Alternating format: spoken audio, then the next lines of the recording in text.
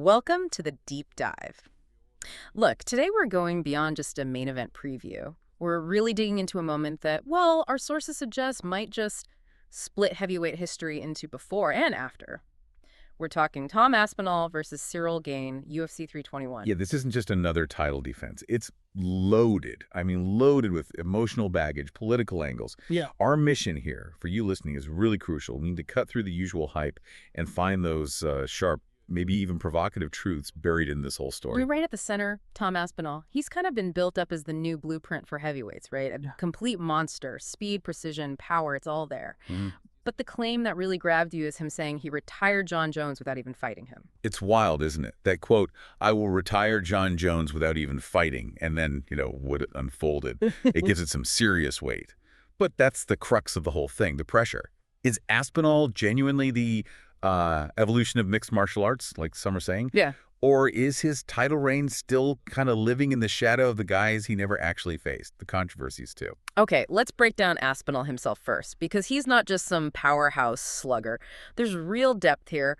Our reports confirm he started jiu-jitsu, get this, at age 2. 2 years old. Yeah. His dad owns a BJJ gym, so he's legit on the ground, which you don't always see at heavyweight, not at this level anyway. No, you don't. And what's really striking, pardon the pun, is the mix. His striking is called outstanding. He gets tagged as a freak athlete and curly fast for heavyweight. Yeah. And his finishing, wow, it's second to none. You just have to look at what he did to Pavlovich, the Russian juggernaut, for that interim belt. Right. And then turning around and just demolishing Curtis Blades in that revenge fight after the injury in their first meeting. Quick work. So technically sound, powerful, fast. Got it. But let's dive into that emotional core you mentioned. The whole Jon Jones situation, the ghost of bones, the reports about Jones's retirement. It paints a pretty stunning picture, doesn't it? Almost like calculated evasion. Oh, it's jaw-dropping when you piece together from the sources. We found reports stating Jones literally called us last night and retired. Just like that. No fight with Aspinall. And that's the act that bumped Aspinall up to undisputed champ. And the sources didn't mince words. Not at all. One major outlet flat out called it cowardice, arguing it was Jones refusing to risk the truth of what might happen against Aspinall, refusing to face that possibility. Okay, but hang on. Couldn't you also argue that's just smart legacy management? Is calling it cowardice maybe a bit too emotional from the source? Or is there more to it? That's the million-dollar question, right? Yeah. If it was just retirement, maybe. But the timing, the fallout, that's what feels so provocative. The retirement lasted, what, 14 days? Just 2 weeks. Yeah. Exactly. Just long enough, according to the analysis we saw, to basically remove all responsibility of being champion. But crucially, still leaving the door open for hand-picking opponents down the line. That specific time frame, it feels incredibly strategic, calculated to keep control, minimize risk. And Aspinall clearly felt that pressure, that subtext. He said Jones was praying that I would lose that fight against Curtis Blades' mate, praying that I would. So this Gane fight, for the title he kind of inherited, the weight on it is immense. It's purely about legitimacy now. Yeah. That's the narrative. All the analysts seem to agree. If Aspinall stumbles here, if he loses, the story flips completely. The takeaway becomes Jones wins again without even stepping foot inside the octagon. It validates Jones dodging him. Which sets up Ciryl Gane perfectly, because Gane is not like the other guys Aspinall's faced recently. He's not Pavlovich, not Blades. He's something different. The ultimate puzzle, maybe. Definitely a puzzle. He's a total collision of styles for Aspinall. Gane is this French kickboxing sensation, right? Elite Muay Thai, incredible balance, that footwork. He moves like a much smaller guy. Exactly, like a middleweight. But he's 6'4", 245 pounds. Some reports are calling him the smoothest mover in heavyweight history.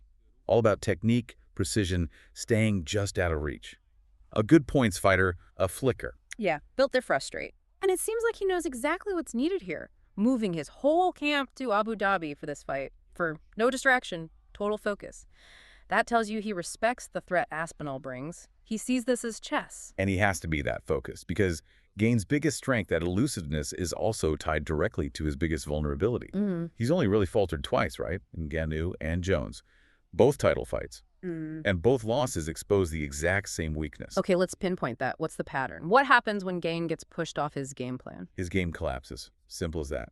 The reports consistently show that when Gane gets pressured, when he can't breathe and can't move, like really backed up, his entire game collapses.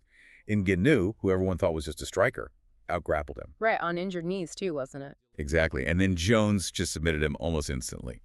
He struggles badly when he can't control the distance and pace. And boom, there it is. Aspinall, starting DJJ at 2 years old, Yeah. suddenly looks like the perfect kryptonite. That seamless wrestling, the ground game, it's the direct counter to Gane's style. Precisely.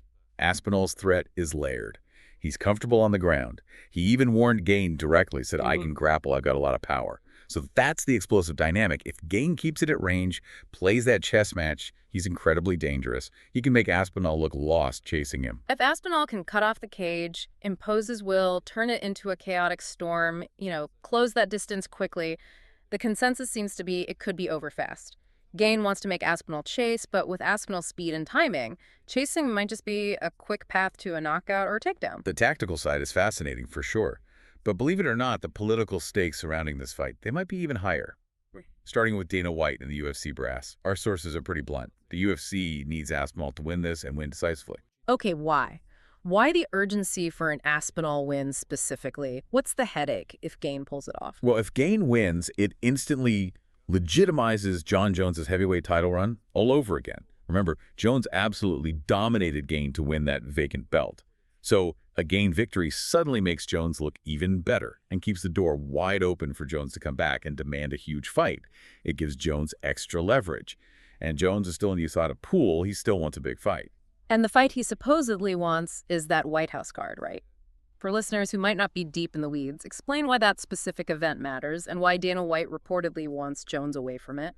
Yeah, the White House card is basically UFC code for their ultimate legacy-making highest profile event. Think generational talents getting their final massive showcase. Jones obviously wants that spotlight for his career finale.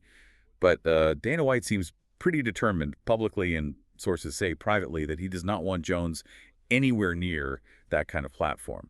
Mostly because of Jones's, let's say, extensive history of issues outside the octagon.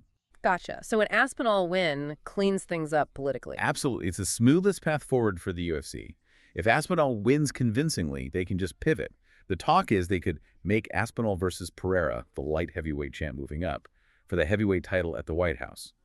It neatly bypasses Jones, kind of leaves him out to rot, as one source put it. Yeah. It lets the UFC move on from a complicated figure. Okay, but Jones isn't the only shadow, is he? There's another, maybe even bigger one looming. Francis Ngannou, the Phantom King, holding the Lineal title outside the UFC. This is absolutely critical context. The Lineal title, traces back champ to champ, separate from any promotion's belt. And Ngannou walked away from the UFC as the undisputed champion. He left over big issues: pay, boxing rights, fighter health insurance. His exit was a huge challenge to the UFC's whole structure. So Ngannou, the guy who left with the historical claim, becomes the measuring stick. How does a potential Gunn win validate Ngannou's position? Because Ngannou already beat Gane. He got that decision win, even while, as reports detailed, fighting on severely compromised knees. So, if Gane turns around and beats Aspinall now, it directly validates the superiority of Francis's Lineal heavyweight title over whatever belt the UFC currently has. Wow. So a Gane win would basically be proof in the moment that the UFC doesn't actually have the baddest man on the planet on their roster? Exactly that. And that gives Ngannou a massive leverage if he ever decides he wants to come back for a mega fight. Our analysis suggests that's the outcome that would make Dana White pink with anger, as one source described it, because it directly undermines the official UFC champion and the brand itself. This isn't just Aspinall versus Gane, it's about institutional control. So for Aspinall, the pressure is just immense. It's personal, it's historical. Beating Gane isn't just defending the belt, it's his chance to finally end this era of waiting for Jones, to stand on his own as the legitimate champion, free from all these shadows. He's basically fighting three ghosts at once: Jones's avoidance, Gane's tricky style, and Ngannou's lineal claim from outside. The result tells us everything about whether the heavyweight division finally moves forward or gets stuck wrestling with the past. Right. So UFC 321, it really feels monumental. It's about legacy, control, maybe finally getting some closure. Can Aspinall claim the era, silence that ghost of Jon Jones, and defend the UFC's legitimacy against Ngannou's shadow claim? His speed and power versus Gane's technical wizardry? It's going to settle years of questions in potentially just a few minutes. It's absolutely a crossroads. We'll know exactly where things stand the second that main event is over. No more speculation. So we'll leave you with this final thought drawn directly from the sources. If Tom Aspinall does win, and wins convincingly, finally getting that legitimacy he needs, Does that really make him the undisputed greatest heavyweight right now?